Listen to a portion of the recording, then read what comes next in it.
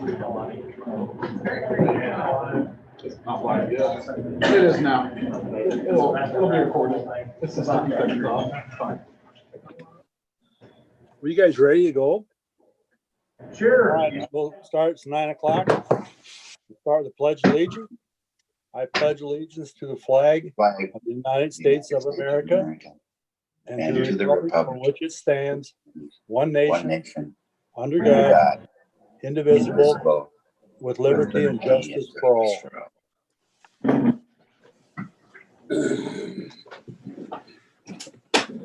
Okay, good morning, everyone. The first thing we have is the approval of the agenda. Is there any additions or corrections to the agenda, Courtney? I have none. If there's no additions or correction, I'll go ahead and make a motion to approve the agenda. I'll second it. Okay, it's been moved and seconded. Any further discussion? If not, all those in favor signify by saying aye. Aye. Aye. Contrary, motion carried. Okay, next we have the minutes of the last week of the 8th.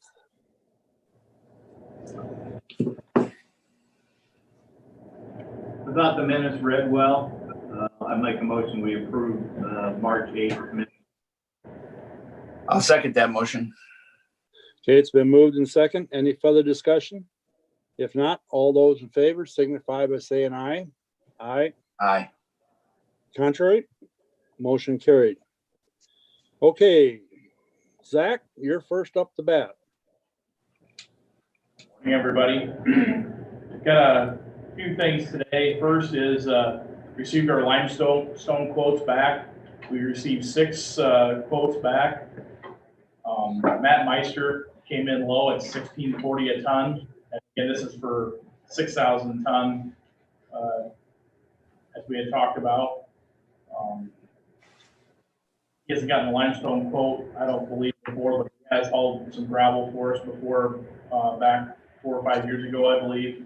So, top, I guess, 4 are all within the county, so really worked out well from that standpoint. I see no reason not to, I guess, award the bid to him for the limestone hauling and supplying.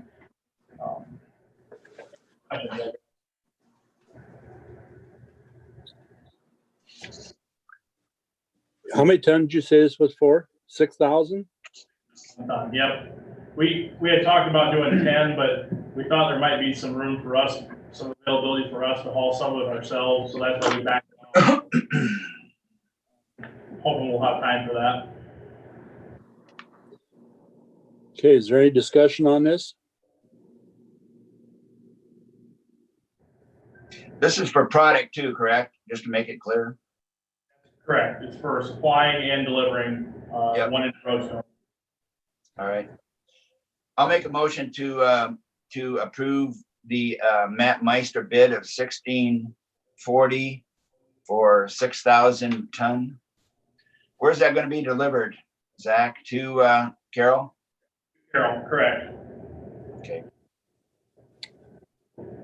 I'll second. Okay, there's been a motion and a second. Any further discussion? If not, all those in favor signify by saying aye. Aye. Aye. Contrary, motion carried.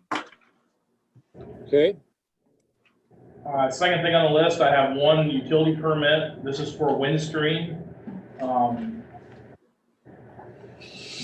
Township, section 6 and 9, essentially. Coon Rapids on 290th Street.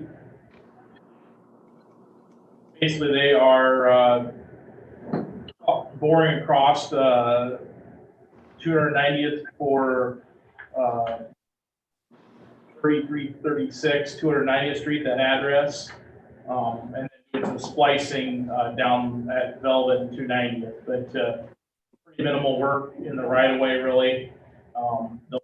Like I said, boring across. They don't see any issues what they're proposing to do. So on the back page, it says sections 4 and 9. Are you saying it's for the 6?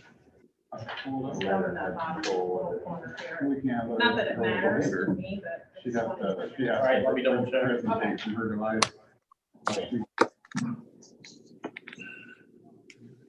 long as one of them connects with the meeting, they have a laptop, they should get pulled up and let me share the screen. 4 and 9 is correct. Okay. All right. Thank you. Just clarification, it is section 4 and 9. Yeah. Any discussion on that? They burying fiber, Zach? Yep, it's a drop to a house, so, but it is fiber, I believe. It's a confinement. Yeah, it goes to a confinement. Right. I think we were down there and did a review of that confinement one time. For sure. I'll make a motion that we approve the utility permit. Is there a second? Okay, it's been moved and seconded. Any further discussion? If not, all those in favor signify by saying aye. Aye. Aye.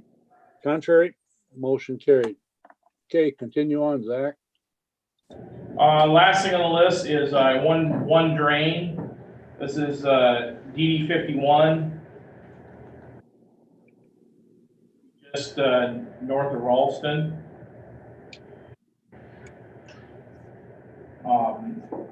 Andy Thielen property. There's a 16-inch tile that runs through. This is directly east of Landis, is probably the best way to describe it. South of Old 30. There's a hole in the 16-inch tile. That I want to look at it. It's about 4.5, 5 feet. It's down there a ways. Good, it's not something. Thanks for the picture too. Yep. We're not hitting with it, so. No, not in this location. They're definitely not. This is closer to the bottom end, a little closer down towards the road there. So one of them, I'm sure many to come. So Drain 51. So is that just a cracked tile that finally collapsed, you think? I think so. I think it kind of fell in. I think the landowner went down and with the spade just uncovered it and flipped the piece up. That's why it's exposed the way it is. But I think it had cracked and fallen in on itself. And obviously it's been like that for a while because it sucked all that dirt down. I think they found it last fall, the way it sounds. So How big a tile is that, Zach? That doesn't look very big. 16-inch. How big? 16. 16? It doesn't look that big from Yeah. the picture. It's that. I mean, that's probably a 5-foot diameter hole. Yeah, just looking at it, it looks like huge. You know it, you know it.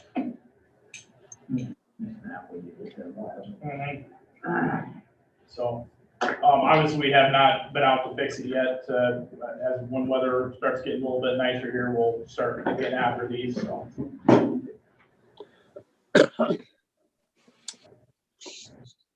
I'll make a motion to approve the drain repair. I'll second that. Okay, it's been moved and seconded to approve the drain repair on the Thielen property. Any further discussion? If not, all those in favor signify by saying aye. Aye. Aye. Contrary? Motion carried. Okay, next we have Hipaa discussion. Is that, Dalton? Just stepped out. We might want to go on to the next one. Oh, he just left out? Okay. Hey, I'll make a comment here. Has anyone seen the big pole east of Glidden on the Van Horn property? Yeah. Rich, that looks like, is that Windstreams? Is that the? Yep, that's a wind stream, and that's pretty much what they were proposing down there by Coon at one time. Well, that's what I was wondering, if that wasn't the same thing. Yep, it is. And John, I asked John about that here, probably a month and a half ago, I bumped into him. And he said, yeah, he cut a deal with them, and that's exactly what that is. Well, now we know what they look like. Yep. Is that in the right of way or? No, that's in his field, and I would say it's back to 30, 40 feet in the fence line. Yeah, that's what I would guess. Yeah. Well, I think it's some CRP property there, you know. Yeah, So it is. It works good there. Well, wouldn't they still have to get a building permit for that? It's on private property. Maybe a building permit. I don't know. It's not ag, and we got with height restrictions around that airport. We're past the airport restriction. But I mean, I think there still should be a building permit for it. I don't know if there was. I mean, it's not ag exempt. I don't know. Well, I think you're right there, Gene. Do we want to go to sports bet and find out? I could bet you on it. Anyway, All right. Courtney, would you check with zoning and see if there was a permit filed for that? Just check it out for us, would you? Morgan property. The name's probably good. And it's Windstream. Windstream.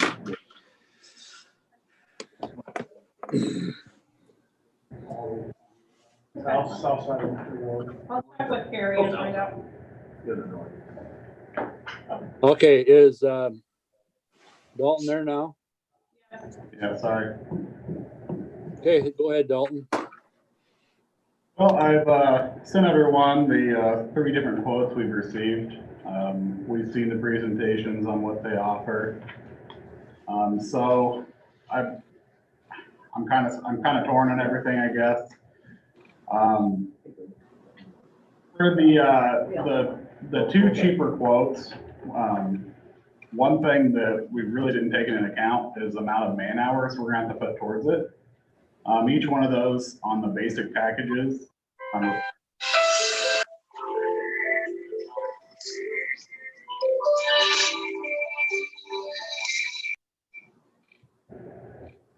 Which at that point would cost us more money as far as putting my hours towards there, because I'm already comping hours to get all the IT stuff done. That's a concern of mine. Just calculating with my wage only, we're looking at an extra $6,000 to $9,000 a year worth of work if we were to go with the basic packages. So really, this has pushed me to look at that garage pole package that we looked at originally that they brought to us, because the first quote that we had was them taking care of everything. That's them making sure all the training gets done, them going through our policies, making sure that we're meeting all of the HIPAA requirements. So I guess I'd like to bring it up for discussion at this point and see what everyone thinks. Do you like online learning? Online learning. Those were in 2 blocks or 2-hour blocks. Yes, yes, So the employee can take them at their own discretion, but they have a deadline to meet. yes. That's something that we need to be doing, I feel. How much time difference do you think there's going to be between 2 companies? I might have missed that. You said something. I had to shut my phone off here. You're fine. So on the basic packages, they said basically 2 to 3 days a month worth of work from me, which I calculated out to be exactly $6,645 to $9,967 extra on the basic packages if I were to be doing some of the work, if we were going to take my hours into account. So at that point, that pushes us past if we were to go to the basic, where it's going to cost us more in the long run, because we're looking at $16,000 is the one at least, or even on cross basic, that's $18,000. So would you have to go to a teacher class?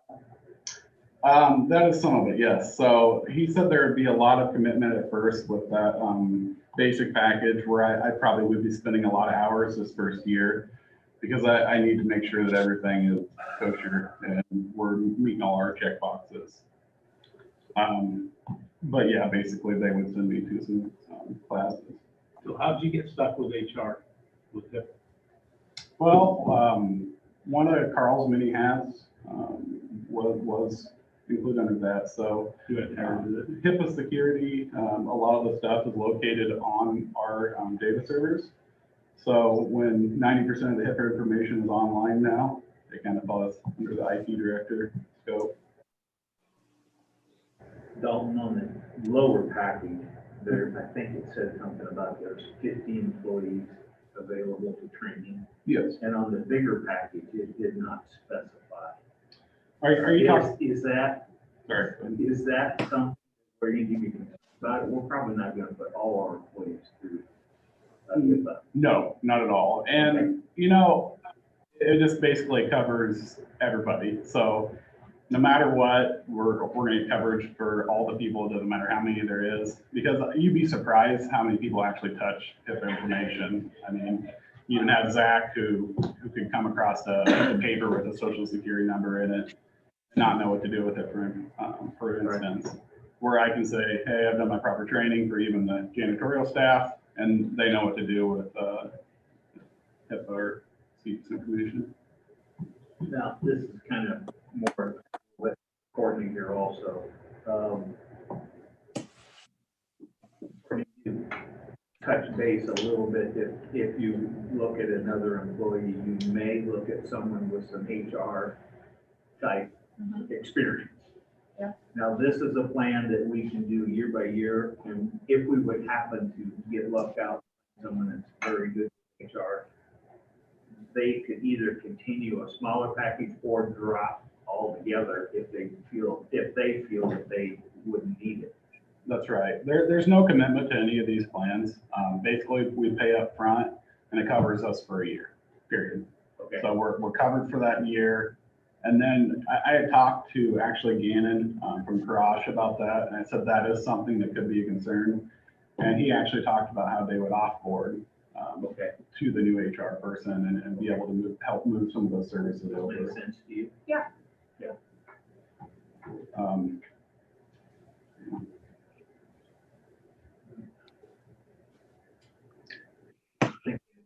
So Dalton, if we went with the deluxe package, I think you're leaning for us to do, how much time would you have involved in it with that? Much less. So honestly, I might have to, get on some people to do training and stuff, but a lot of it's just me handing over information to them. And, they'll have to ask me, obviously, like on the IT side, they're gonna have to ask if, like, what check boxes are marked and make sure we're doing everything we should be doing to keep the information protected. So my involvement would probably just be on the IT side, mostly answering those questions. Well, I guess the comment that I have is, the other one would be much more involved, would take much more of your time. But up until this point, Carl's been doing HIPAA with what he's being paid and not being asked for anything else. And so I am sure that the requirements have changed and software has changed and all that. But I guess for me, it's kind of like if you go from the lower package to the deluxe package, is that like paying more for an IT position? We're having a contracted service on top of, 2 full-time people in the IT department. And so I guess I have to think about that a little bit, I guess, from that standpoint. Well, I can understand your concerns there. But part of that, you have to think, like right now, Dean, I'm comping, a few hours a month. So we add, 20, 24 hours back to my schedule. I don't want to have to comp all that time and spend all that time doing this. And as far as Carl taking care of it before, I do believe he did try bringing a company to the boards. It actually might have been Garage, I think, presented for us back January, a couple months after I started. So he had tried getting one of these companies through at the time because he wasn't sure, like he said. And like I said, we don't know what we don't know. And that's why we're wanting one of these companies to make sure we're doing everything.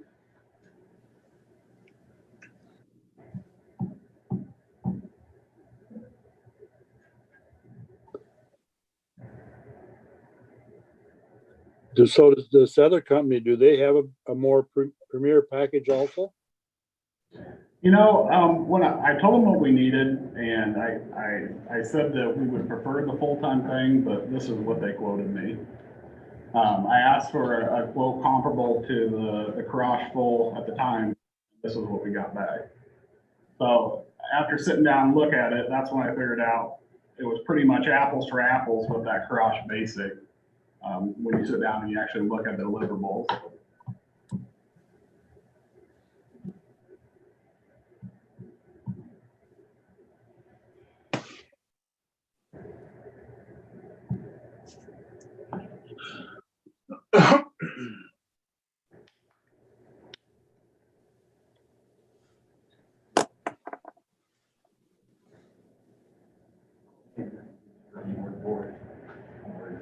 Well, I think the county's been lacking in Hipaa in general, just because we are asking people that already have full-time jobs to do a job that there's specific education and training that goes into Hipaa. Not saying that Carl and Megan aren't doing a good job, but I think we can do better, and I think we should, because the penalty for not doing what we should be doing is very, very severe. And we do deal with a whole lot of personal information. Not only with the jail, we've got prisoners in there that we have, just payroll. We have everybody's for them, employees, but also their whole family. I think we need to do better. In my opinion, and I think this is a great way to start. I mean, and honestly, if it's not a good fit in a year, we figure something else out. I mean, it's a little bit extra money, but I would rather, I want them to come in and I want to make sure everything's kosher, like immediately, where I feel like this company's gonna come in and look at the big picture and get us to where we need to be.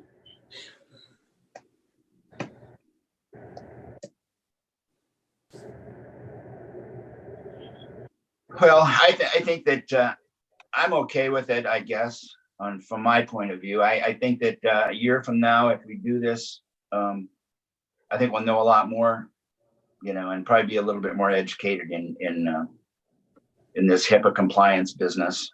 So I guess that's my point. I guess, I think there's a lot of these things that you do it for a while, then you figure out, well, I can do this, we can do this. So, so I guess I'm all right with it. You're kind of leaning towards the big package or the little package? I am, and this is just, so I don't have to spend any more time on this. I try to get everything done with IT right now, and there's some things that we're maybe not even doing IT that we could be doing that we don't have time for. So I just don't want to throw more coals in my fire right now.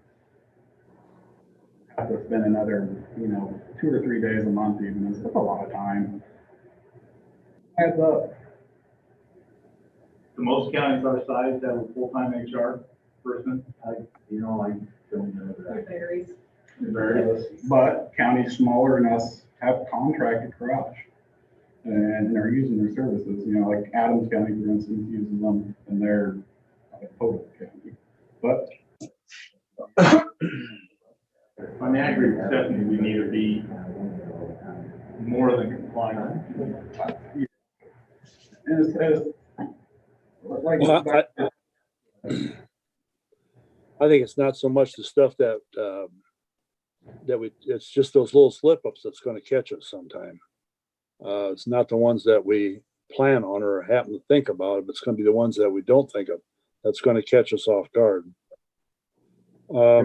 I guess I've been wasn't crazy about them coming back in and giving us a counter proposal after we had the other one, but that was a little bit of my concern that we didn't know this from the get-go.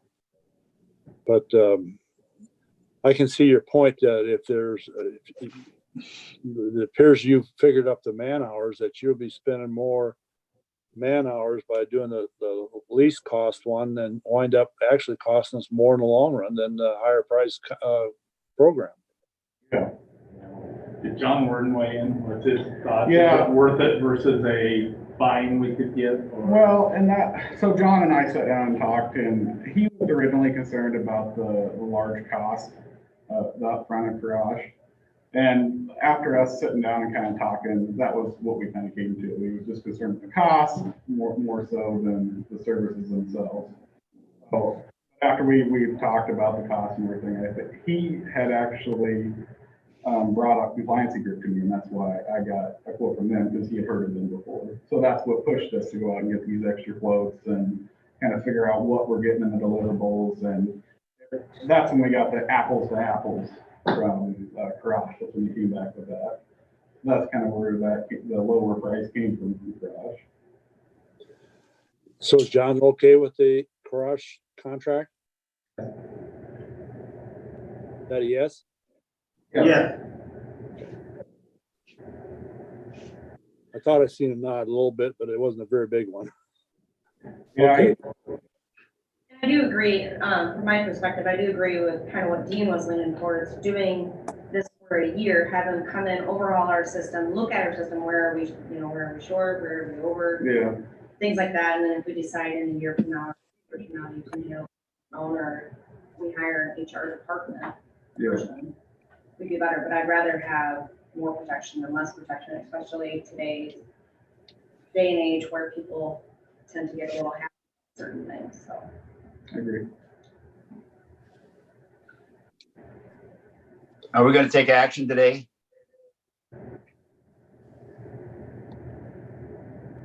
What is your desires, Dalton? I mean, I'm ready to go with garage full. I mean, I'm not in any hurry if you guys want to think about it, but this will start July 1. Is what the original quote was for. So I think we're just going to plan on starting July 1 and then going from there.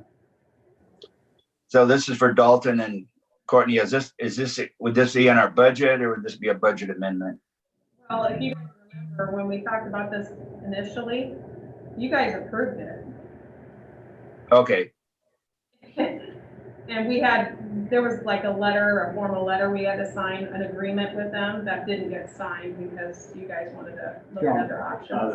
So initially, you guys were okay with it and then said, well, wait, so I guess make it a short story instead of a long one. It's in the budget because I put it in there because I thought you guys were gonna go that way. so did we make a motion on this and approve it, actually? Yes. We basically decided to go with the program, but we didn't sign the contract. Okay, When we didn't sign it, because John Warden had questions. Yeah. Yeah, We wanted to, but I think if we do decide to do this, we start from fresh, the new motion and everything. Do you guys want to continue on with this today, or you want to sit on it for a little bit? You want to think about it? Questions? I'll make a motion to go with it. Okay, if there's been a motion, is there a second? so is this at the service level of $14,654? Yeah. Was that yes? Yes. Okay, I'll second that motion. Okay, it's been moved and second. Any further discussion? If not, all those in favor signify by saying aye. Aye. Aye. Contrary? Motion carried.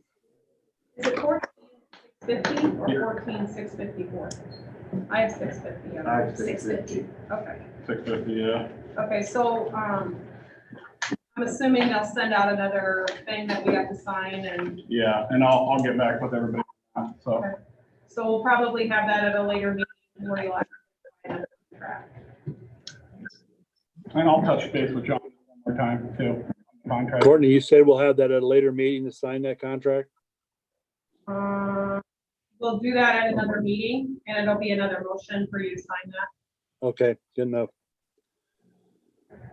All right. We might as well wait till, well, we can go ahead and approve the plats. There is one plat out there. And that's for, change the alignment on an acreage, I believe.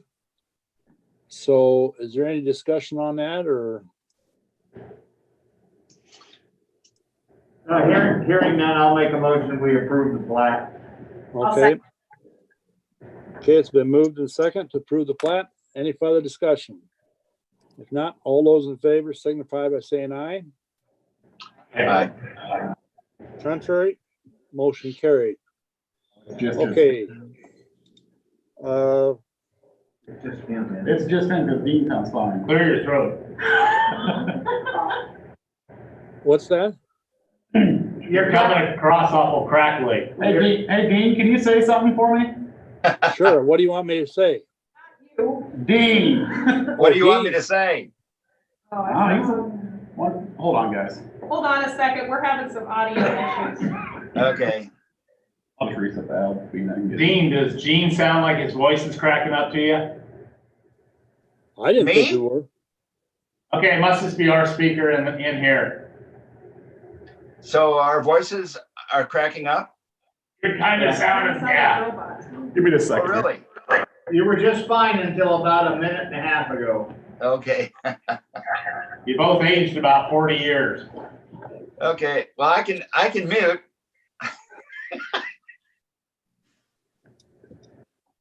Button on it.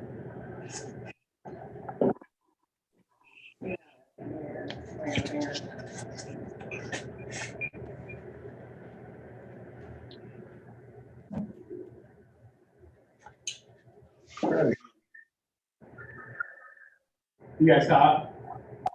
Sure, we can talk. You're all fixed. Okay. Is that good? All right. Okay, be at 9:30. We will open the hearing for the public hearing for fiscal year 22 county budget and certification of taxes. Have you any written comments, Courtney? I have not. Anybody online asking questions? I don't believe so. Nope. No questions online. Courtney, do you have any explanation of our budget or something? You want any highlight? Give any highlights of it? I guess I'll make mention that our levy is down from previous year. Let's see if I can find my little notes here.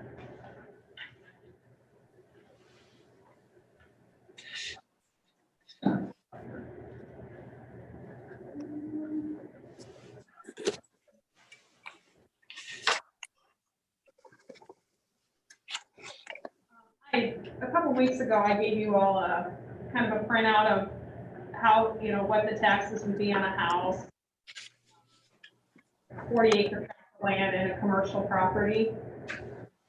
Just to show that in all three instances, the taxes were going down based on our levy. So,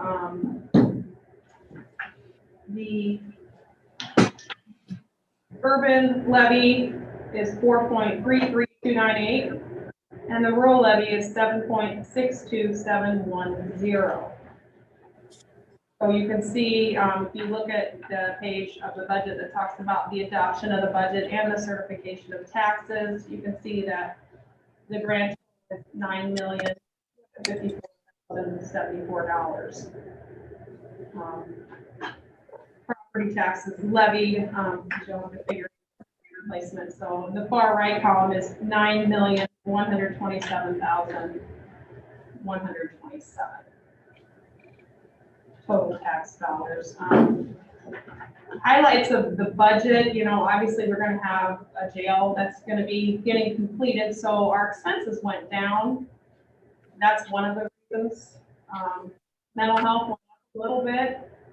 We're offsetting some of our supplemental levy a little bit with some local option money. Keep our levy down there. Overall, our expenses generally came in a little less, So we were able to keep our levy low, which I'm sure everybody appreciates, while still keeping our reserves healthy, in my opinion. So other than that, I don't really have anything out on the budget other than the highlight of we're actually asking for about $186,628 less in taxes this go around based on the levy, so.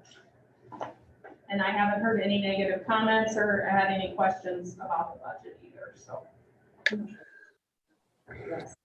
Yeah, Courtney, just for the public's benefit, the reduction on taxes on what we track is $125,000 home would go down about $12 on a 40-acre tract of ground that we track is going down about $5, and on $1 million commercial property goes down about $246, just to give it a comparison. I did give the same facts to CADC at our community meeting here 2 weeks ago, and I had no comments on it. So I think it's an excellent budget. I think with the times that we've gone through, and I think we need to, I personally want to thank all our staff, our department heads, Courtney and everybody, and also the rest of the supervisors. I think we've done a very good job again this year. They've done a good job of holding expense down this last year, which has made it possible for us to have the budget we have now. The other thing I might say, we did use some reserves that were utilized from the farm sale also to hold the taxes down.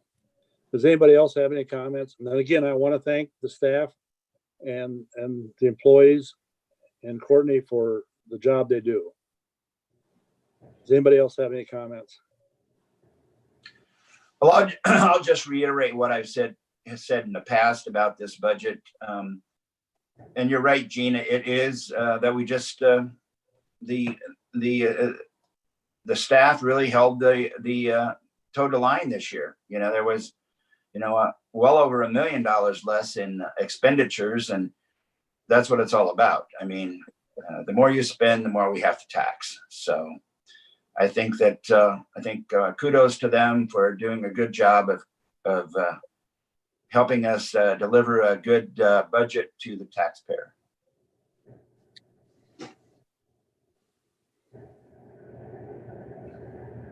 I agree. I agree with you guys. Okay. New member on the board.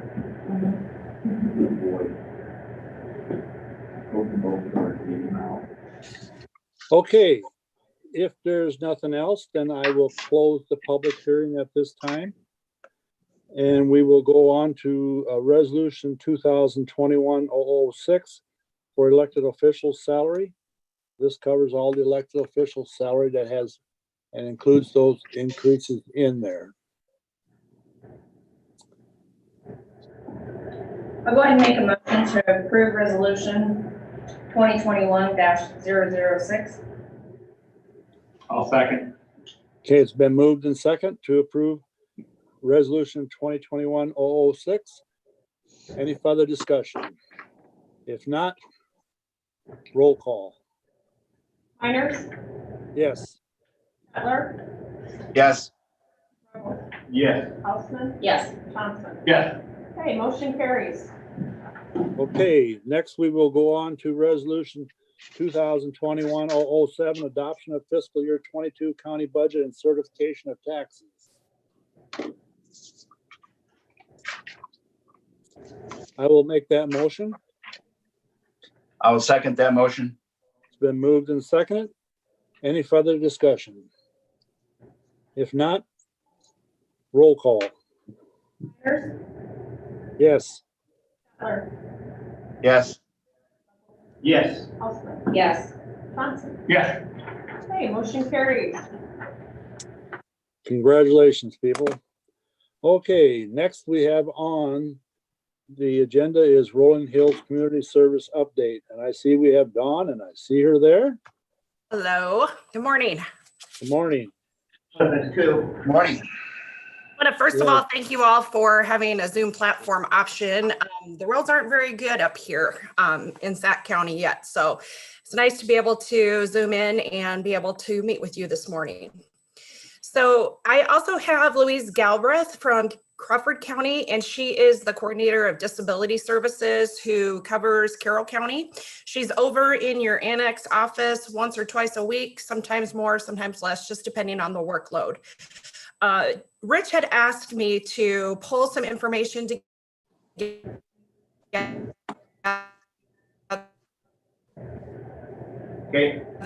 based on some questions that what you are receiving in return. So I just want to, I pulled a presentation together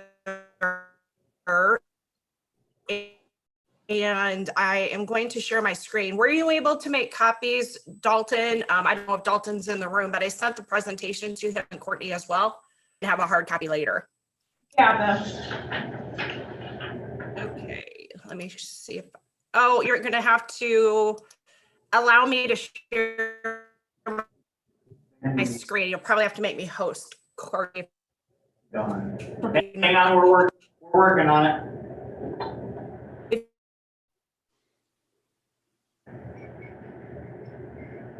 Do that, So or this is our coordinator? Oh, yes. And what is your name again? My name is Louise Galbraith. I'm a Okay, Crawford County employee for many, many years. And I've been covering Carroll since the region started. Dean, she's also one that's been helping our VA. She's also takes care of VA in Crawford. Yes. I'm very happy. You guys made a very good choice. I'm really excited for all the work that she's done, and she passed her accreditation last week. So it's awesome for Carroll County. Louise, you blew my thunder for later on in the meeting. I was going to announce that. Sorry. You don't know how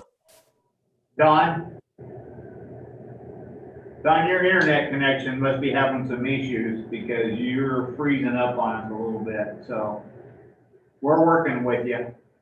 You should be able to share now, Don. You should have control now. I have a terrible connection. I am, okay.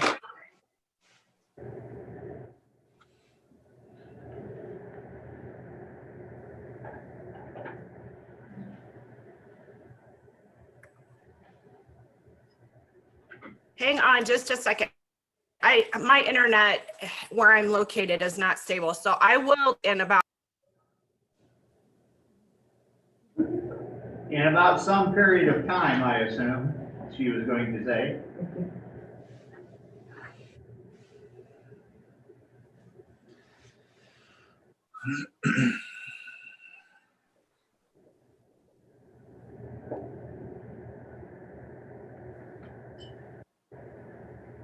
Louise, have you seen these figures and this printout that she sent to us? Yeah, we worked on that together, and I pulled some of all of my numbers. Okay, so if we can't get her back up, you may have to take over. I'm sure you're quite capable.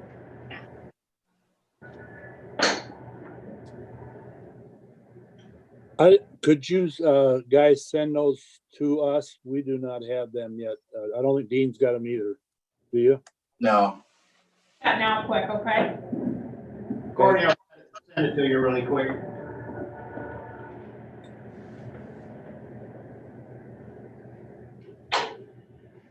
Gene, you want to, now Courtney's gone now too, so I said you want to pick off one while we're waiting on here, but Dawn's coming back up, it looks like. There she is.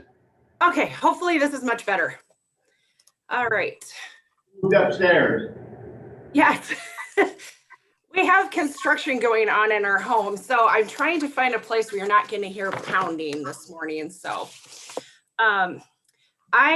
Louise and I pulled this presentation together for you, and I'm going to just talk through some of the information. There's a lot of numbers here, so I don't want to bore you with the details, but kind of give you a summary of what your tax dollars go to in the region. So as you know, all of the contributions go into the fiscal agent account. So those dollars are all pulled to pay for services across the region. The biggest thing that we have been focusing on is the legislatively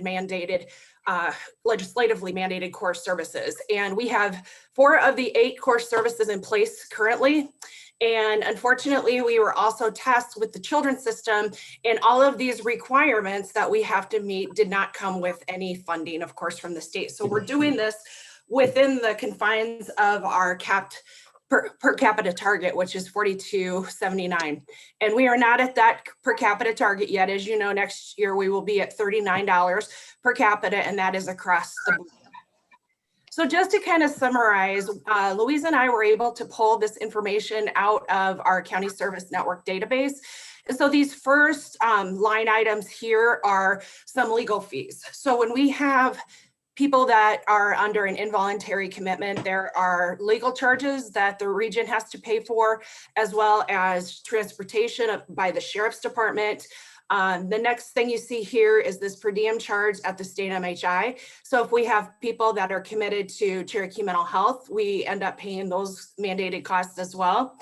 The next several line items you see here are vocational services. So we do still have people that are supported in Carroll County with community employment through either working in the community with supported employment services, or in this enclave, which is group supported employment. So people that are working, you may see them in the community on a job group, 5 or 6 people working on a job in the community. And then, of course, job placement services to help people find employment. We are also doing some limited mental health services in the jail. So if someone is in need of medication, and it's someone that is on our jail diversion program that Louise provides, then we do fund that in a very limited way. The next big ticket item you see here is crisis stabilization residential services. That would be Turning Point in Sac City, which is a mandated one of our core services. And so if we have someone from Carroll County that uses a bed for crisis stabilization in Sac City, then we don't have it broken down by a per diem cost, because the region pays that cost 100% for that service annually. And what we do every month when we get those bills from Turning Point, which is Plains Area Mental Health Center, we take if there were 10 people that were served and there's a fixed cost to that, we divide it by the 10. So it's a little bit inflated in terms of what we're providing for cost, because we're not paying an actual per diem, we're just paying for the service itself. There is some Medicaid reimbursements that Plains area has been able to bill for that service, and any Medicaid reimbursement, they reimburse back to the region on a monthly basis. So we have been able to capitalize on some of those reimbursements so that we're not funding that at 100%. The next few lines you see here are some crisis services. We also have 23-hour observation and holding, and that is provided in a facility in Sioux City. And we don't have that at Turning Point. So my guess is that with this 44,302 23-hour, if someone received that service, it could have been actually just wrong coding, because we don't have that available. And Louise, are you aware of anybody that's received that out of the Sioux City office yet? Not out of Sioux City, but possibly Waterloo. That is true. Yes, we have had I know one gal in particular that did go over to Waterloo, and she was over there for several days. That is true. The psychotherapeutic treatment and community support, those are for people that are supported in community living environments. And then, of course, supported community living for a few folks that are receiving services through Family Resource Center. We also have some folks that are receiving services through Home Care Options and also New Hope Village within the community. Sorry for the overlap. I tried to fix this, Louise, but I'm not sure what happened here, but we've got a couple of numbers that I could not stretch. So just to let you know, that's for representative payee services and supported community living. That bottom number, kind of hard to see, is the 8183. And then the top number for SCL is 2009 8383. There are some transportation costs that we pay for people in the community. So we have a few folks at New Hope Village that have community employment, and they have the need for transportation to work. And so we do pay for some limited transportation costs. And then the next couple of line items you see are Louise's salary. And so that is the amount that is specific to Carroll County for the people that she provides service coordination for. And when I get through this, I'm going to have Louise just explain a little bit about what she does so that you have a better understanding of what that coordination looks like. And on to the next page. So to summarize, a lot of the rest of this is crisis services, 23-hour crisis response, which is provided by Plains Area Mental Health Center, and crisis care coordination through Plains Area Mental Health, and crisis evaluations. There's some public education consultation costs that is a block grant to Plains Area Mental Health, and that is the portion for Carroll County specifically. The clubhouse services, we do pay for, we pay $60,000 between both the drop-in center that's located out by St. Anthony's in Carroll, and there's also a drop-in center, the Den in Denison, and we figured out just the amount of that $60,000 would be attributed to Carroll County folks, and it came out to be $13,650. We did it on a per capita. Turning Point Crisis Home is listed there again. It's a different line item that's pulling up in this. And then a limited amount for school-based services. And your total expenditures just for FY20 were $619,095.85 in comparison to your contribution at $624,840. So that being said, I want to just make one clarification that not all the counties come out receiving that much back in return on their investment. So Calhoun County is a good example of that. They pay roughly $350,000, $300,000 a year, I believe is their total contribution, because they do have a small population. They have very limited services available within their county. So they are more of, they're more contributors towards the core service development, but yet all the services that we provide as far as core services, every resident of every county is eligible to receive those services when needed. So to go on down to the amount of actual persons being served, I pulled some numbers, and actually Louise, I have to give her credit for pulling a lot of these numbers. I was able to get some of the information from Plains Area Mental Health as well. Total persons served just with the individualized services and supports, including service coordination, 72 people that Louise was able to, we were able to compile out of CSN. For medication management, we do pay that on a fee-for-service basis to Plains Area Mental Health, and they came up with 396 services were provided and 107 actual persons served, and that's an unduplicated number for medication management at the mental health center. Emergency services, they provided that for 42 persons throughout the course of the year, and that's just for what they have done. That does not include their crisis line, and then Your Life Iowa, based out of Cedar Rapids, also provides some level of support. So that's available to Carroll County as well. The drop-in center, there were 860 client visits last year, and for outpatient therapy, psychiatric time, the integrated health services, and then outreach, and of course, Turning Point, 623 unduplicated persons served. And then I also had, we do provide psychiatric evaluations through integrated telehealth partners out of Des Moines. And St. Anthony's does not have that service because they don't need it necessarily. We've offered it to them, but they have their own psychiatrists on staff. So they have not participated in the ITP evaluations, but Manning Regional Healthcare does receive that on a very, it's pretty limited, but it's available to them if they need it 24 hours a day. And they did provide 12 evaluations last year. So before I turn it over to Dawn, you have questions at this point. Jean, do you have a question? Yes, on this drop-in center, that is strictly the clubhouse then? Yes, that's just the clubhouse over by St. Anthony's in Carroll. So that gets utilized quite a bit then. Yes, it does. You have some real regular attendees. Because I hear comments on that every once in a while, so. Yes. Good. Yep.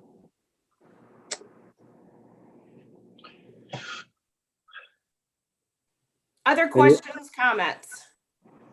Well, thank you, Don. You know, I asked Rich a couple of weeks ago, I guess, at our meeting about, you know, we have not seen a report. Yep. Since the beginning of time, and You know, I'm not criticizing you, but I just take complete. No, and it's a great question, Rich. It really is, and really, it kind of made me think I should probably get out at some point and do this presentation to all of the counties. So I really appreciate the question, because it does, you know, you should ask, what are you getting for those dollars that you're sending to the regions? So it's definitely an appropriate question, and honestly, I do apologize for not getting out on a more regular basis. When I first started as CEO with just, you know, we started as 6 counties, it was much easier to come out and do a quarterly update. And then as we got bigger and bigger, and now we're getting bigger, it's just, we're gonna have 10 counties on July 1st. And it's just really difficult to do that. And then of course, with the pandemic and doing budgets and having to meet with you over Zoom to do the budget, I was pretty limited. Well, actually with your county, I was That's okay. Yes. That's okay. Yeah, I was in person with you guys, but then after that, we had a son who was quarantined. So then that all shut down, and I did everyone else by Zoom. So, you know, I do apologize. It's just been difficult. Thank you for this. It was very helpful. And Good. So I have a question for Louise. Or maybe you can answer this too, Dawn. Sure. How many counties does Louise cover then? I have 3 counties. I cover Carroll. Yes. Carroll, Crawford, and then I have Ida County, which is very small. Okay. So how many case workers do you have, Louise, that are helping our constituents? Me. You? Well, there's one coordinator for each county. So, and then but part of my job is, once I start with a person, if they're in Medicaid funded services, and through Plains Area Mental Health, we have the Iowa Health Homes, which provide very similar to the old Carroll County Case Management Unit. Once they get into their Medicaid services and IHH is following them along and providing case management type services, then I back out and I take on the next person the next. There are just a handful of people in Carroll who are not eligible for Medicaid funded services that the region funds. They're waiting for an ID waiver wait slot with the state. So we fund, I think, 3 people right now at New Hope Village on that. And then we have 3 or 4 people at Family Resource Center that we fund fully because they don't have a Medicaid funded service. And so I follow them continually. The people that I typically see are the people that are in crisis and getting them set up with their services. And it's a continual in Carroll. There's always new individuals coming through. And then I do follow along. If they are using IHH and they have an issue, they have a question and they can't get a hold of their IHH coordinator, they call me anytime. I took over a lot of people after Rosie left, and getting their services set up into appropriate slots and places. And I do speak to a lot of them continually. And I also have to say that these numbers are a little bit skewed this year because of COVID.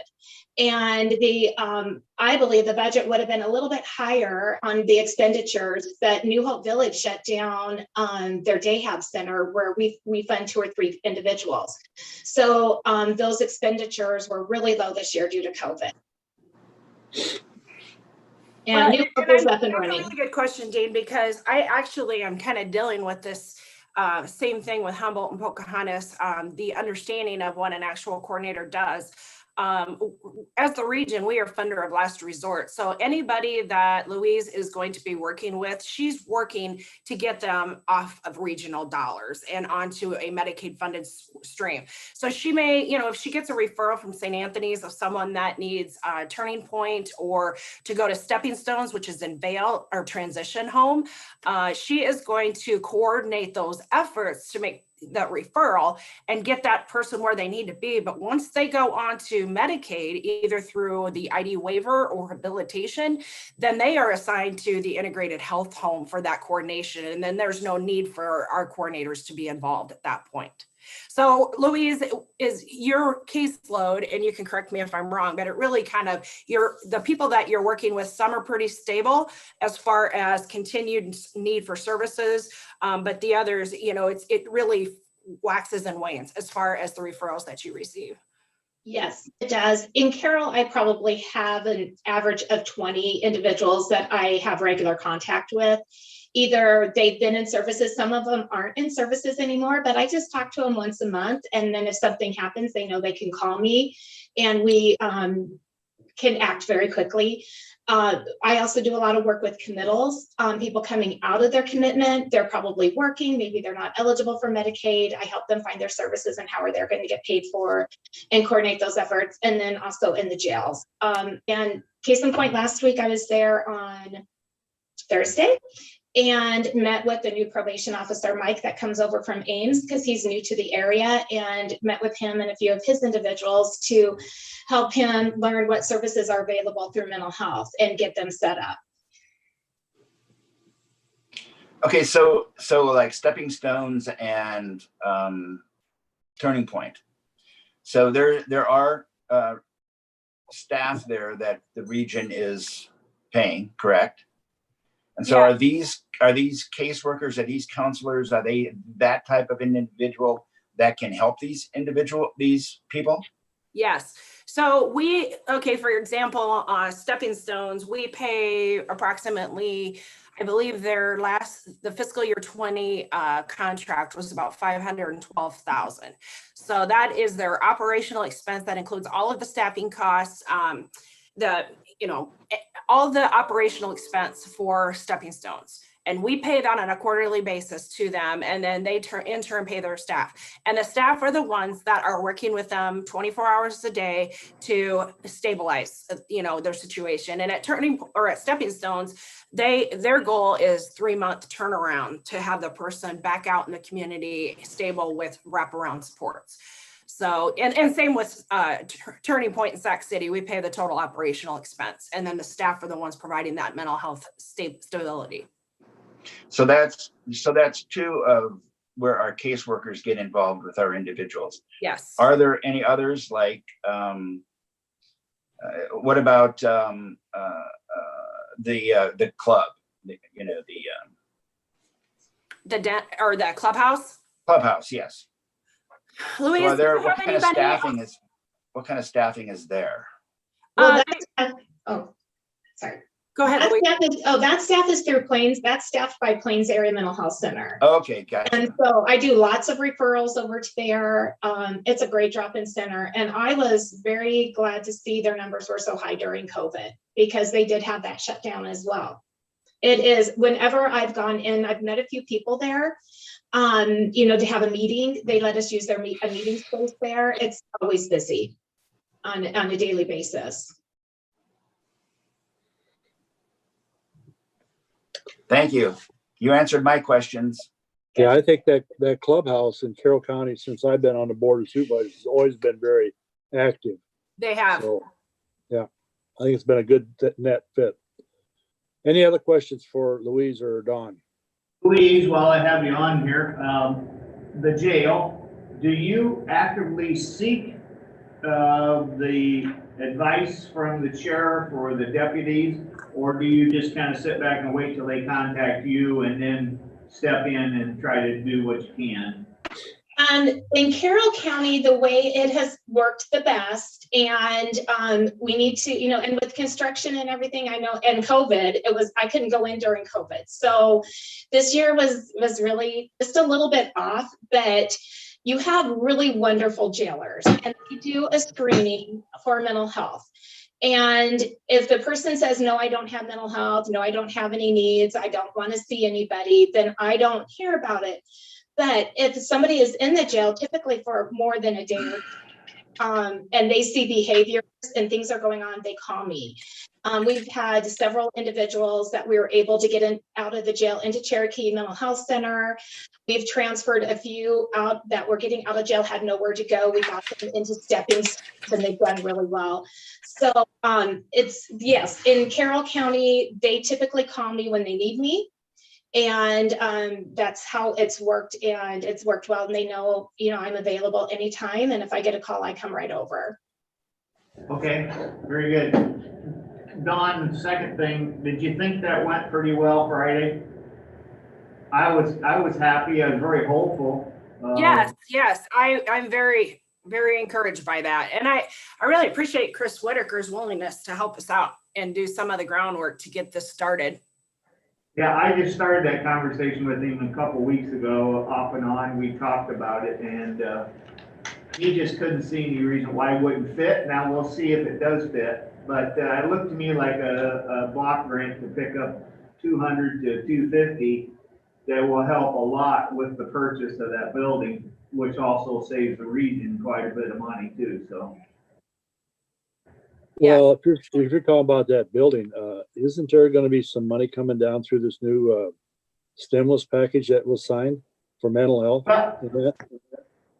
I don't know about that, Gene. I think there's so many vague things that could also fit in there too. And yeah, certain about it just briefly, and like we're both we don't know what it's going to include. So yeah.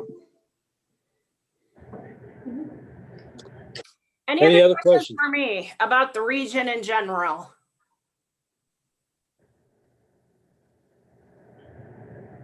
And I guess how often would you like me to come out and give a report? I mean, annually otherwise I could try semi-annually as I used to. It's just, it's getting tougher and tougher for, time wise. But usually if I work it out that I can get a couple boards in one day, then I can make it happen. But would you like me to come out again sometime this summer and hopefully have some really good updates on core service development? I can certainly do that.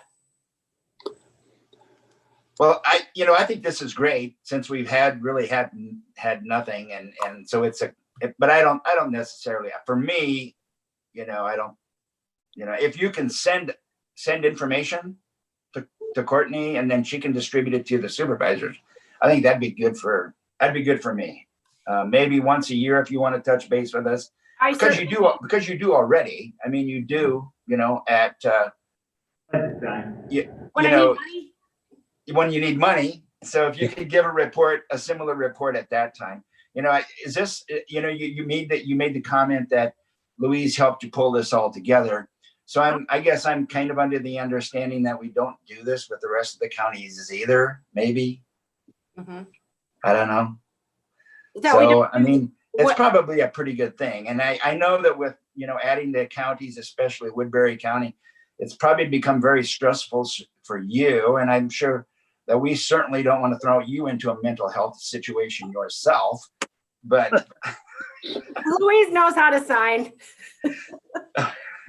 No, I'm fine. And actually, Woodbury County, the whole transition of them into the region has been nothing but, it went really smooth. And the main reason was because the board made the best decision in not taking them in within their request of 9 months joining the region, that we had that whole extra year to transition them into the region. And I can say, and I think Louise would agree with me, that they're a huge partner and benefit to our region as far as the services that they have.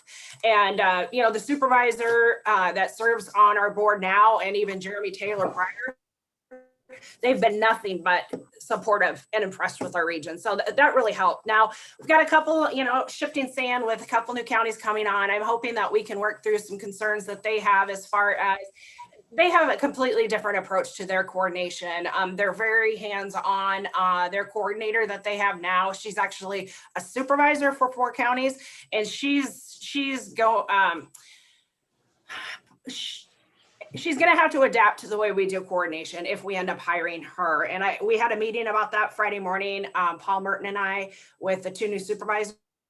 that are coming on board, because I don't want to get into a liability situation similar to what we've experienced in the past. So we're going to have some growing pains there. You know, CSS did things way differently than our region does. And I think that if they felt that they were going to get status quo coming our direction, and we do things differently. And I don't think that we should have to conform or change because of the way they would like to see things done. I mean, we've had nothing but success, and I really think that we can make this work, but it's going to take some time. So, but yeah, I can certainly send some information. The other thing is too, Dean, we're working on getting a new website. We're working on that currently with a developer, and once that's up and running, I can send it out to all the county for them to forward on to you all. So you can go on periodically and just check everything's out there on the website now, but it's just a little bit hard to get to. It's through the Buena Vista County website to be able to get to the regional website. We want to have our own page so that you can just search and pull up the region. And, but all of our minutes, all of our plans, reports, everything is out there, even the advisory board information, because we do have a mental health advisory board that meets monthly, as well as a children's advisory board. So any information that you want to have, please feel free to, you know, seek that out on our website as well. Well, you've been very helpful. Thank you. I appreciate that. Yeah, thanks, Dawn. I think too, once a year is probably enough. And then if you see it need to come, we always are willing to look at you and watch you and listen to you. So Sure. I think once a year is enough. And then if we need any more than that, we will get back to you. Okay. Anybody else have any comments or questions? Thanks, Don. Thanks, Louise. Thank you. Absolutely. Thank you. Thank you both. Thank you. Have a great Keep day. up the good work. You do a good job. Thank you. All right. Thank you. Bye. Bye. Okay, next we have the assurance of non-discrimination, Carroll County, Iowa State University Extension.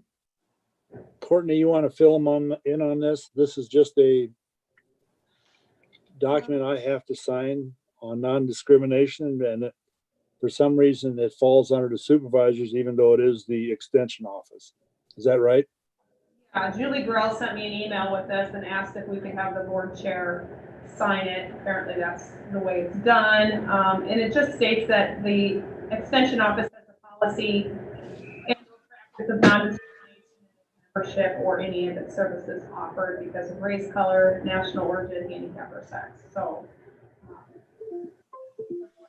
ISU Extension's requesting the board chair sign this. So. Okay, is there any questions or discussion on that? Hearing none, I'll make a motion that we have the chair sign the assurance of non-discrimination with the Carroll County Extension Office. Okay, it's been moved and seconded. Any further discussion? If not, all those in favor signify by saying aye. Aye. Contrary, motion carried. Okay, next we have Township Trustee and Clerk compensation discussion. This is an issue that Courtney brought up that I think she found out through her affiliate. Go ahead, Courtney. I just say we skip number 9. I don't know if you want to do that first or we can continue. Oh, did we skip? All right, let's go with number 9. How did I skip that?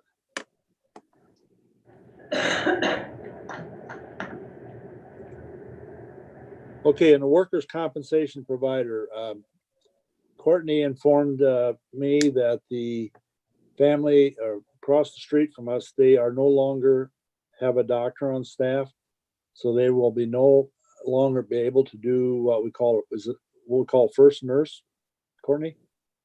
Well, if somebody would need to go in to see a medical doctor, they aren't able to do that for us if it's a work comp issue.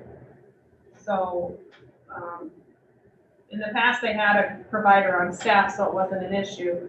But if one of our employees would get hurt and call first nurse, and first nurse would tell them to go to our provider, they'd be telling them to go to family specialty, but family specialty doesn't have a doctor on staff. So we're running into that problem. So, talk to ICAP or IMWCA, sorry. It's up to the county as to who your provider is. IMWCA doesn't really care who it is, but would like to have a provider that both offers doctor on staff. We may want to look at maybe doing an RFP and sending it out to St. Anthony clinics, McFarland clinic, and maybe possibly family specialty, because I don't know, maybe they plan on getting a doctor, hiring or having a doctor back over there. I don't know. I wouldn't want to leave them totally out if that's the case. It'd be nice to be able to, if we had an employee get hurt, that they would have to do a runaround and try to figure out where to go. So, I'd like to do like those local providers and go from there. So did you get a request for proposals document from someone? No, I haven't received anything yet, but if I remember correctly, not that long ago, I wasn't the auditor, but I thought we sent those out at one point, not, maybe 8-9 years ago, if I remember. So I might have to do some digging and I might be able to find the one we used prior.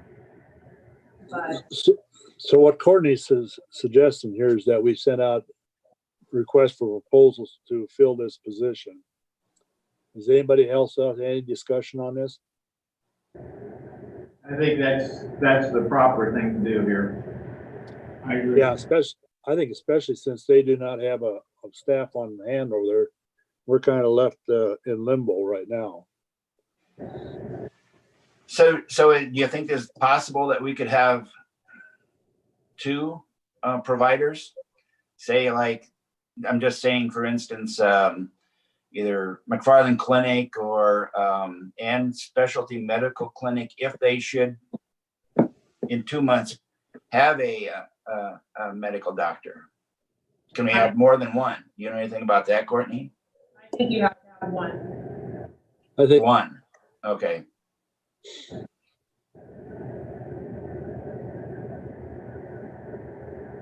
Yeah, I think we send it to all three, and if they don't want to jump through that hoop, I understand. So, My last employer, we had to go to Dr. Slattery for any workman's comp issues. There was no choice. I mean, we must have had a contract with McFarland, but within McFarland, him specifically. when they did that, did they specifically say Dr. Slattery, or was it anybody on McFarland? No, it had to be Dr. Slattery. Okay. And I don't know if that's because he's the one who certifies like the pilots and the truck drivers. I'm not sure what it takes to be a workman's comp, especially doctor, but you don't get to pick your own. Yeah. Well, I know they would pick it for you, but I thought maybe they would have it say it could be someone from. I just know that, like I say, that was my previous employer, it had to be Dr. Slattery. Okay. So do you think, Courtney, you have an RFP on record? I'm pretty sure that the county sent one out. Well, it's been since I've been here, so somewhere. I just wonder kind of what that looks like. I mean, is there Sure. Specific amount that every call you pay so much or what, No, I don't think there's fees associated with it. It had more to do with services offered. Okay. Ability, I think, was the main That makes thing. it tough to determine one for another, I would think, except that specialty medical clinics, since they were so close, I mean, you would pick them, Right. And I'm not sure. Could be somebody from roads department. It doesn't have to be somebody just from the courthouse. Right. So, and I'm Right, not sure. exactly. I'm not sure. Well, and I think probably it's probably going to come down to you may only get one response if you get one. I say we send out the RFPs and see what happens. Yep. I agree. Well, I'll get working on that, draw something up, and then I'll just send it to all of you. And if we're all in agreement with the wording and stuff, we'll just go from there, So you don't need a motion at this time? but maybe a motion to send those out. I'll make the motion to send out for workman's comp doctor, the RFP. I'll say. Okay, it's been moved and seconded. Any further discussion? If not, all those in favor signify by saying aye. Aye. Aye. Contrary, motion carried. Okay. Trustee Township Clerk compensation discussion. Go back up to 8. We did it. Oh, I'm sorry. You're right. Just checking. Okay, Courtney, you want to go cover that? All right, so through the auditor's affiliate, I come across these resolutions that a lot of counties are passing in regards to their township trustees and clerks, their compensation rate, and then the number of meetings they're supposed to have. The vibe I'm getting is that there may have been some counties that had some issues with their clerks and trustees, either meeting not often enough or maybe taking advantage and meeting too much. So what this resolution does is it states the rate of pay per meeting for them, and then it talks about how many meetings they have to have and what they will pay over and above. You know, they're gonna set a limit on how much compensation they can get. In our county, I don't see it as an issue. Our trustees and clerks get $35 a meeting. I did hear from one trustee, and he said he was not in favor of the board increasing the meeting rate. He thought it was fair the way it was. So, and that's the only person I talked to. I don't see it as anybody's taking advantage of. I don't have one township that meets too much, not enough. So I don't know if this is something that the county even needs to worry about, or do we just have it set so we know what it is? I don't know. I wanted to bring it to your attention because some of the other counties are doing it. However, I don't feel our county has any issues with people abusing the meetings or trying to get compensated over and above what they should get. I think if there's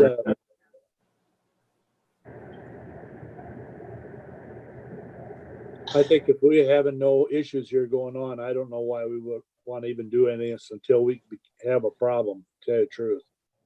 Because I don't think I agree with Courtney. We don't have trustees taking advantage of us or not doing their job. So the thing is, when you start limiting them, and if they start having a real major fence dispute, you're limiting the number of times they can meet, and they might have to meet more than that. So I'm not totally in favor of doing this until we have an issue.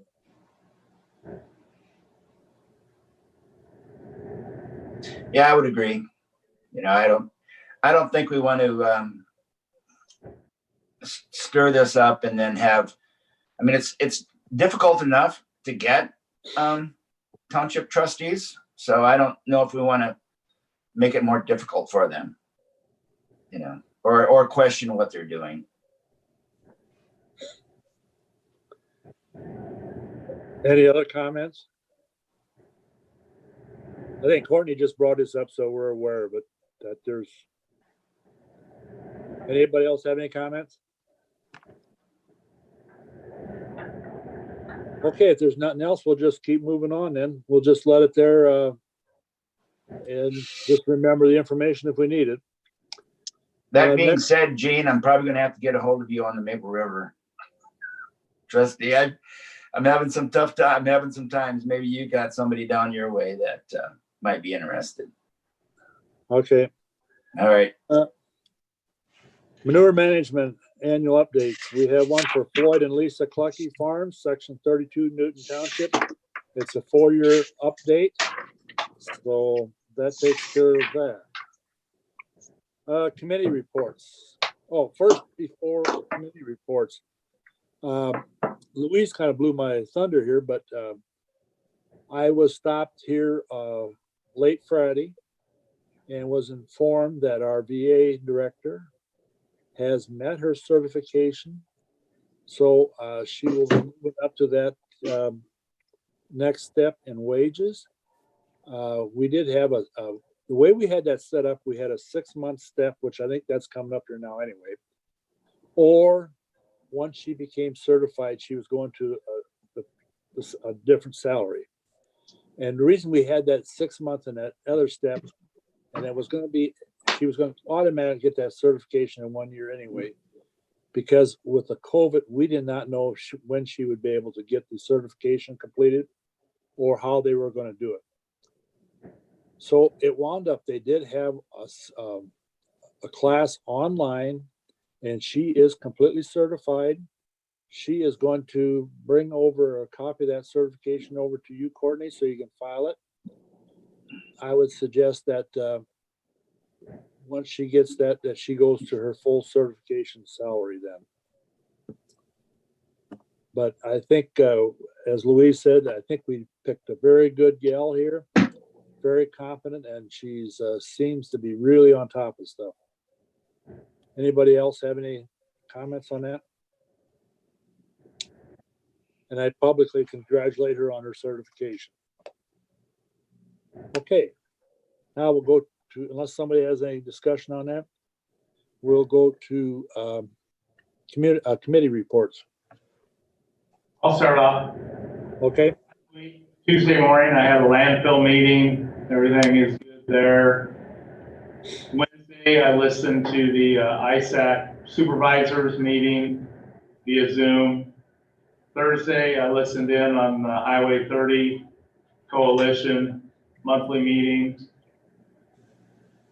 This week, I have the jail meeting on Thursday, and Friday, a Zoom meeting on 2nd Judicial District. Question? Okay, thank you. Who wants to go next? I can go next. No official meetings last week, but this week, today I have a conference board meeting at 12. So do I. Thank Yeah. you. And then at 4:30 at Carroll Area Daycare.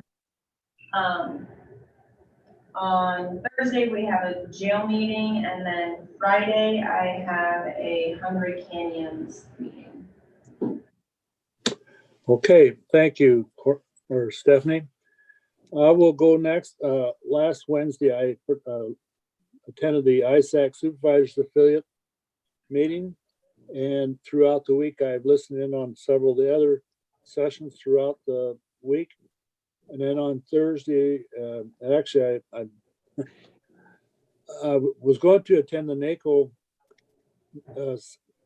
webinar in regard to the American Rescue Plan, and that was supposed to be at 4:30. Well, I forgot it was 4:30 Eastern time, and we're on Central time, so I missed it. So I did. They did put it back up online, and I did listen to it. This is a bill that is going to. There's a lot of fingers in it, and I don't think anybody knows. Even it was even discussed at the ISAC supervisors meeting what's all going to be involved in this. But initially, it looks like that Carroll County could be eligible for $3.9 million out of this thing. And part of that is going to go to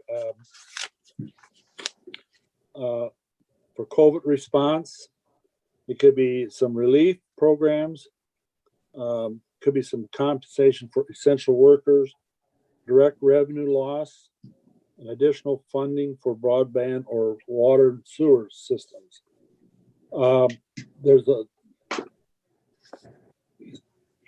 Evidently the first batch of money is going to come out within 60 days and the others will come out in a year from now.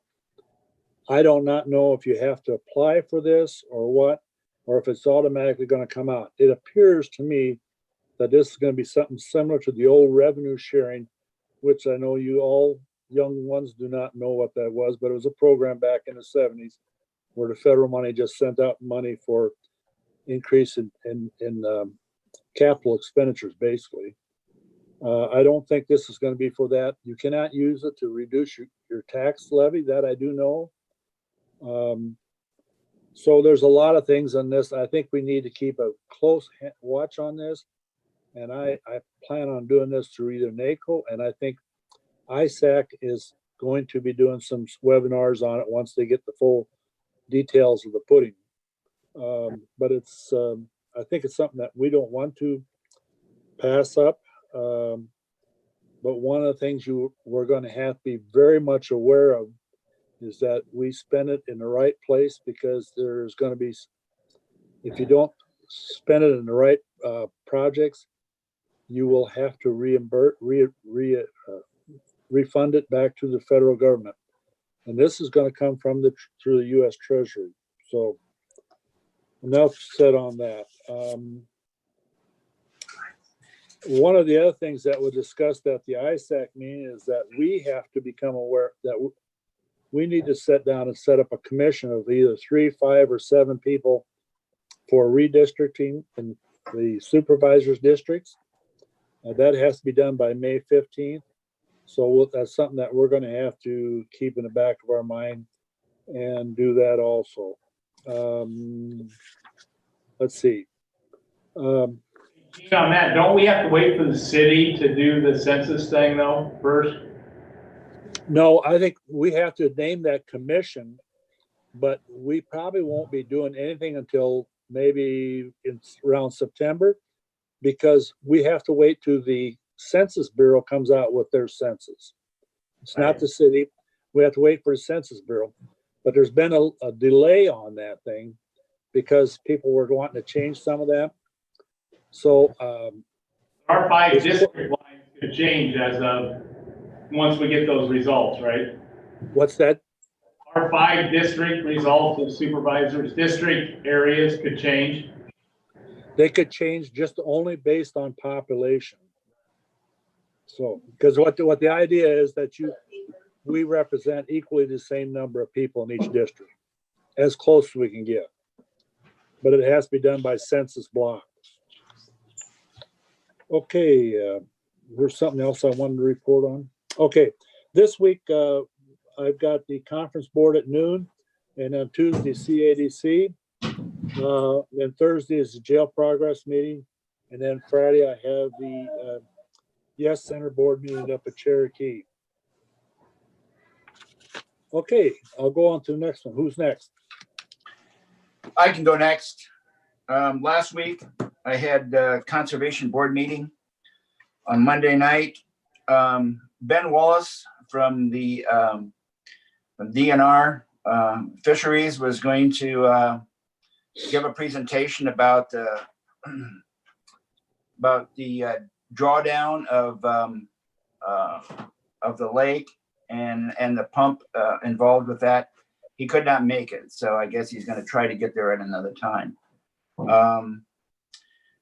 The East Side Shelter House update was it's coming along very well. The main room is, I believe, is completely done, they said, and now they're working on the kitchen area, the bathrooms, that type of thing, to get the tile in and cabinets and that type of thing. It's they have 45 reservations, so things are picking up. I think they really want to get it done so they can start honoring those reservations. The trail bridge repair, and this is the one on the north end of the Hazelbrush there, and we've talked about it before. Murphy came in with a bid to do the whole bridge was $55,650. To do the south end of the bridge, where it's I guess of a critical nature, and that was $34,000. And Jason had a discussion with Zach Anderson about maybe having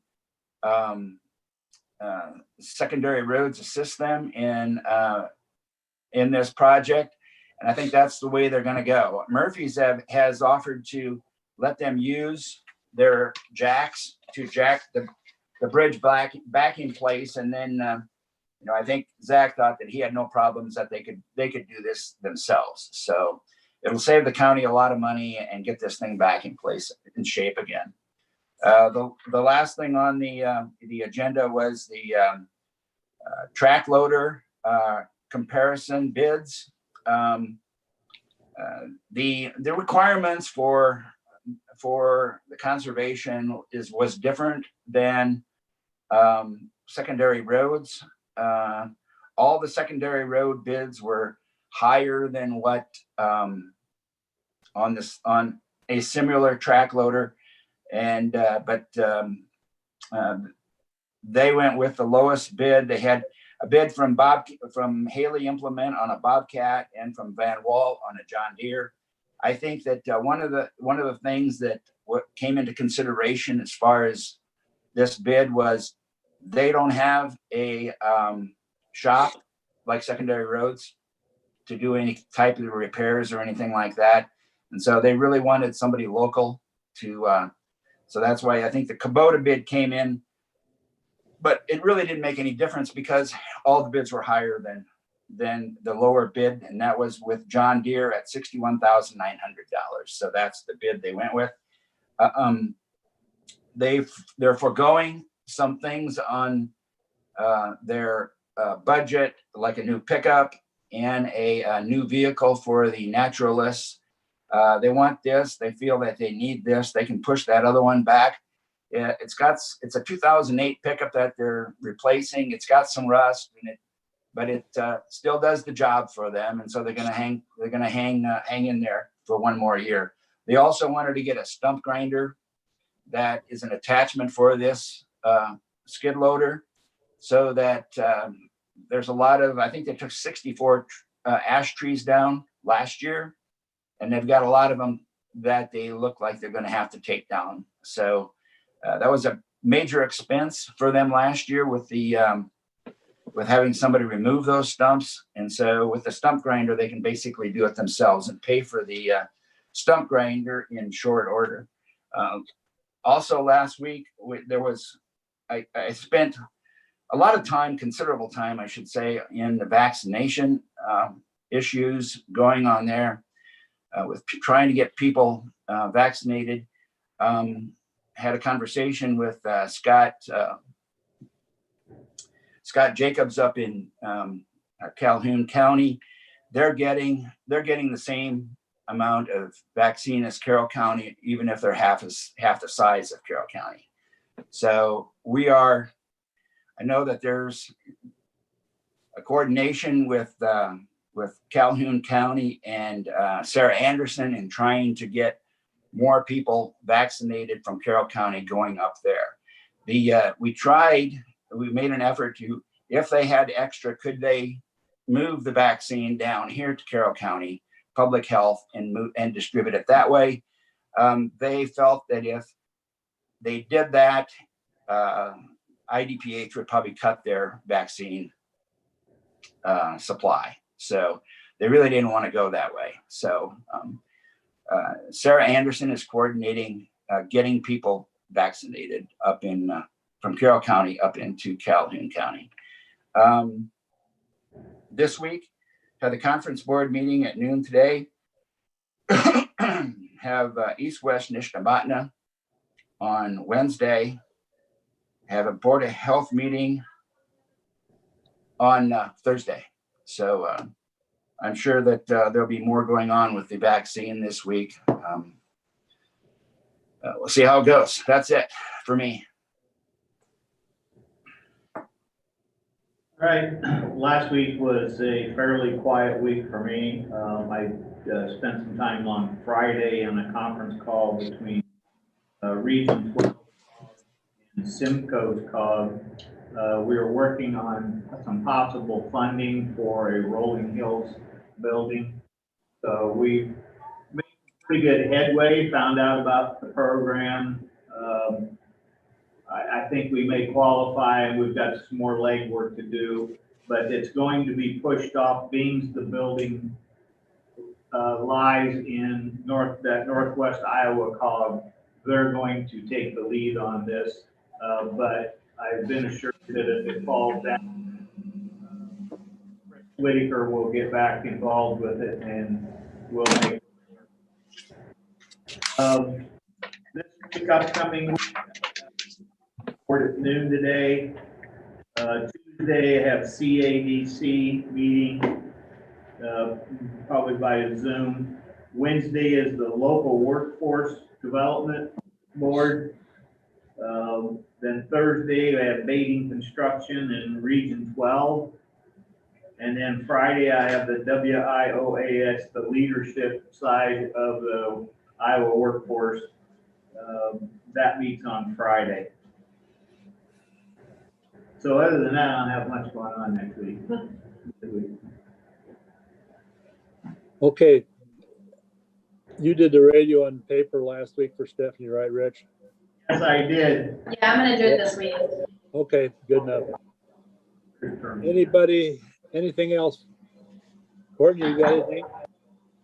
I don't. Any comments from those in attendance or by virtual? Nope, nothing on, Nothing online. Thanks. Okay. If there is nothing, we're in order for a motion to adjourn, and we'll see you at noon. I'll make that motion to adjourn. I'll second. Okay, it's been moved and second. Any further discussion? If not, all those in favor signify by saying aye. Aye. Aye. Contrary?